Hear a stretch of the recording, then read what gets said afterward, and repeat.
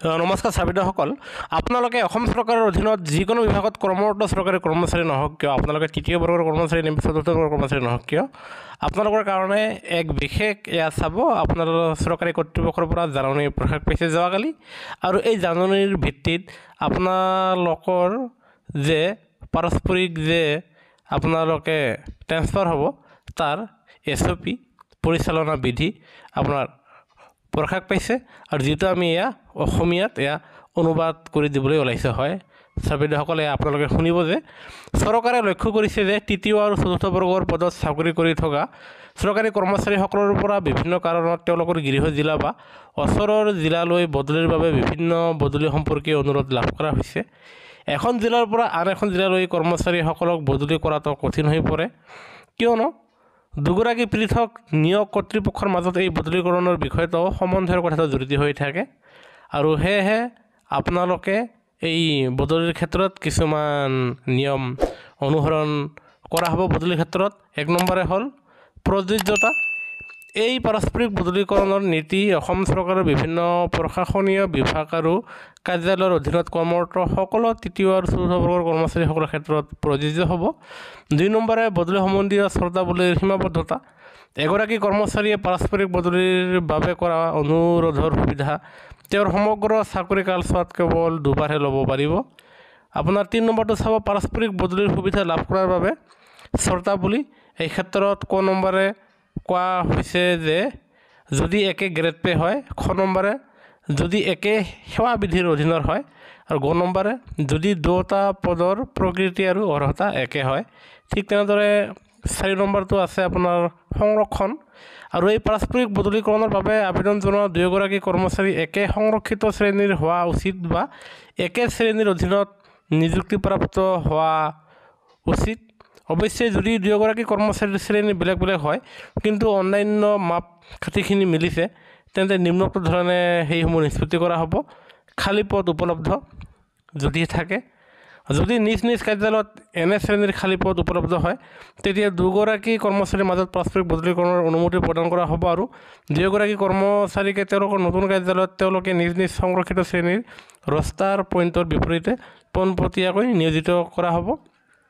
দ্বিতীয়তে, যদি খালী পদ নাই, তেনে ক্ষেত্ৰত কাৰ্যালয়ে এনে সংৰক্ষিত শ্ৰেণীৰ খালী পদ উপলব্ধ নহয়, তেনে ক্ষেত্ৰত সংৰক্ষিত শ্ৰেণীৰ কৰ্মচাৰীগৰাকীক অসংৰক্ষিত শ্ৰেণীৰ ৰষ্টাৰ পোষ্টৰ বিপৰীতে প্ৰাৰম্ভিক অৱস্থাত নিয়োজিত কৰা হ'ব।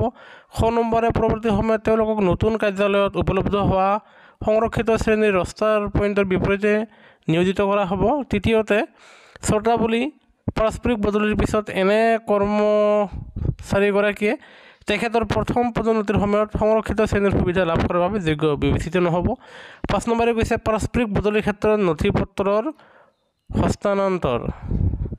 এই ক্ষেত্ৰত আপোনালোকৰ service book, personal file, ACR, ছুটিৰ ৰেকৰ্ড প্ৰয়োজন হ'ব পৰা আন যিকোনো ৰেকৰ্ড প্ৰয়োজন হ'ব। লগতে জ্যেষ্ঠতা আৰু পদোন্নতিৰ বাবে দাবী, আৰু লিখা আছে। লগতে চাব আপোনালোকে দৰমহাৰ সুবিধা।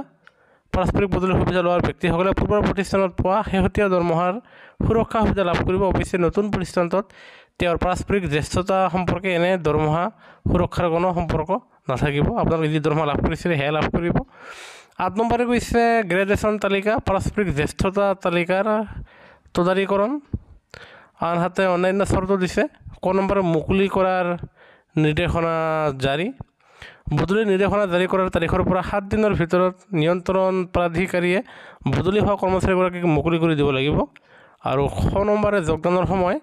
কৰ্মচাৰীগৰাকীয়ে যোগদান কৰা প্ৰতিষ্ঠানৰ দ্বাৰা নিৰ্ধাৰিত ডিফল্ট যোগদানৰ সময় অনুসৰি বদলি হোৱা কৰ্মচাৰীৰ যোগদানৰ সময় নিৰ্ধাৰণ কৰা হ'ব। বদলিৰ পিছত কৰ্মচাৰীগৰাকীৰ স্থান পৰিৱৰ্তনৰ ক্ষেত্ৰত স্থিৰতা প্ৰদান কৰিব। গ নম্বৰে পাৰস্পৰিক বদলিৰ বাবে কোনো TA আৰু DA প্ৰদান কৰা নহ'ব। আৰু ঘ নম্বৰে পাৰস্পৰিক বদলীকৰণত অনুমোদন জনোৱাৰ বাবে উপযুক্ত কৰ্তৃপক্ষ। 1 নম্বৰে কৈছে পাৰস্পৰিক বদলীকৰণৰ বিষয়সমূহ প্ৰক্ৰিয়াকৰণ আৰু অনুমোদনৰ বাবে সঞ্চালকালয় নাইবা আয়ুক্তালয়ৰ মুৰব্বী বিষয়াগৰাকী তেওঁলোকৰ নিজ নিজ অধিকাৰ ক্ষেত্ৰত উপযুক্ত কৰ্তৃপক্ষ হিচাপে বিবেচিত হ'ব।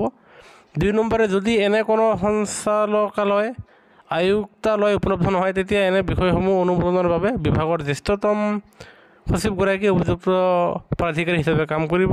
আৰু 3 নম্বৰে বিভাগসমূহে বদলীকৰণৰ ক্ষেত্ৰত বিধি অনুসৰি আৱশ্যকীয় বিভাগীয় নিৰ্দিষ্ট বাধা নিষেধ আৰোপ কৰিব পাৰিব। আৰু সেয়েহে ৰাজ্য চৰকাৰৰ অধীনত যিকোনো বিভাগত কৰ্মৰত তৃতীয় আৰু চতুৰ্থ বৰ্গৰ কৰ্মচাৰীৰ পাৰস্পৰিক বদলি, যাৰ বাবে এয়া মানসম্পন্ন কাৰ্য পৰিচালনাৰ বিধি SOP প্ৰকাশ পাইছে, আৰু যিটো আমি পোনে পোনে আপোনালোকৰ মাজত লৈ আহিছোঁ। আৰু এয়া আপোনালোকে লাগিলে আপোনালোকে এয়া হোৱাটছআপৰ জৰিয়তে ল'ব পাৰিব। সেয়েহে চৰকাৰী কৰ্মচাৰী আৰু পেঞ্চনাৰৰ প্ৰতিটো শেহতীয়া খবৰ, প্ৰতিটো শেহতীয়া জাননী সকলোতে একতা বুলি আমাৰ চেনেলটো নিশ্চয় লাইক এটা দি ছাবস্ক্ৰাইব কৰিবলৈ নাপাহৰিব। ভিডিঅ'টো চোৱাৰ বাবে ধন্যবাদ। জয় অসম।